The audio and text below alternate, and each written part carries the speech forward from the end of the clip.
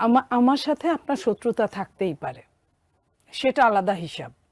কিন্তু মুক্তিযোদ্ধা, রাজাকার, অপরাধী, নিরপরাধ সব একাকার করা ঠিক হবে না। আমি যেটুকু আমার কাছে মনে হয়, শেখ মুজিবুর রহমান সাহেব যুদ্ধে ছিলেন না, কিন্তু এটা সত্যি যে তার নামের উপর যুদ্ধ হয়েছে। যুদ্ধটা হয়েছে শেখ মুজিবের নামের উপর, এবং যুদ্ধটা হয়েছে তখন শহীদ প্রেসিডেন্ট জিয়াউর রহমান স্বাধীনতার ঘোষণা দিয়েছেন। জি। প্রথমে ঘোষণা দিয়েছেন নিজের নামে, আমি মেজর জিয়া বলছি।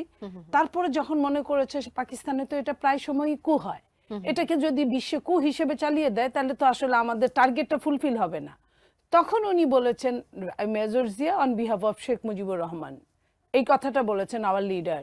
তো এই যে তার নামের উপর যুদ্ধ হয়েছে, উনি যদি কৌশলে যদি লুকিয়েও থাকেন বা ধরা দিয়েও থাকেন, সেটাকে আমি এই মুহূর্তে আমি ওইটাকে আপনি হলে আমি হলে তাই হয়তো করতাম। কারণ সংখ্যাগরিষ্ঠ কারা ছিল, ওনার দলই কিন্তু সংখ্যাগরিষ্ঠতা অর্জন করেছে এবং অবিভক্ত পাকিস্তানের প্রধানমন্ত্রী হওয়ার কথা।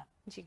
তো সেইখানে যদি এই যুদ্ধের অবতারণা না হতো, উনি প্রধানমন্ত্রী হতেন যদি পাকিস্তান বা আপনার পশ্চিম পাকিস্তান যদি এই টালটিবালটিটা না করতো।